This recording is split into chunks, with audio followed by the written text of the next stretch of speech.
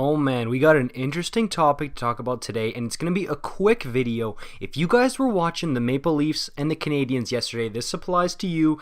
And honestly, if you have a star player on your team that you feel is getting absolutely hammered, this also applies to you because there were some big hockey names yesterday on Twitter who voiced their opinions on, in particular, the abuse that Auston Matthews was taking yesterday from Ben Chiarot and Shea Weber in front of the net. And I wanted to get into that a little bit and offer my 2 cents and also ask what you guys think about this particular situation. And here's the tweet that sparked it all. Jeff Jackson, he's the agent who helped negotiate the monster contracts for McDavid and Matthews. And here's what he said. Great to see NHL hockey back last night. Such amazing athletes and so much speed and skill in the game now. But watching the abuse that star players take is hard to watch. Felt like the 80s with the cross-checks in the back and the hacking and slashing. NFL protects QBs. Why don't we? And here's Mike Johnson who weighed on this. He said, pet peeve, it is commonplace and accepted that Weber and Chiarot can absolutely hammer Auston Matthews in the back in front of the Montreal net, but if an offensive player were to commit the exact same infraction, they would frequently get a penalty. Alright, so here's the deal about this thing.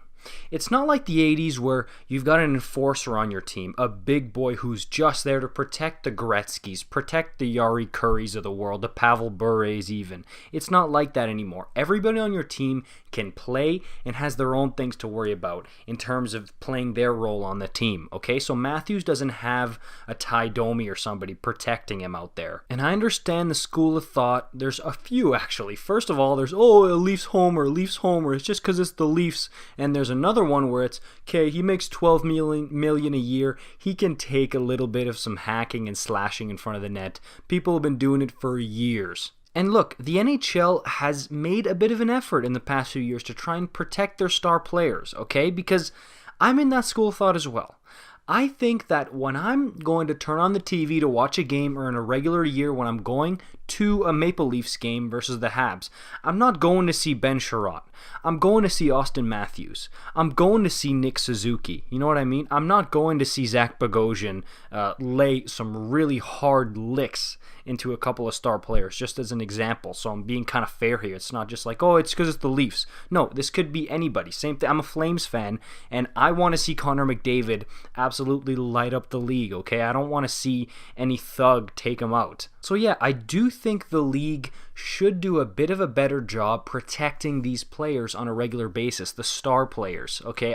That's just my 2 cents here. I know a lot of people, they like hockey rough, but sometimes it does go over the line, man. Like, you could see Matthews was, and dude, these are hard cross checks into the kidneys, and it's tough, okay? I know what you're saying, brush it off. That hurts, man. And I don't care if it's Matthews, if it's McDavid, Suzuki, Gaudreau in Calgary. I want our star players, the guys that the league is going to be marketing as the faces of the league, to be protected.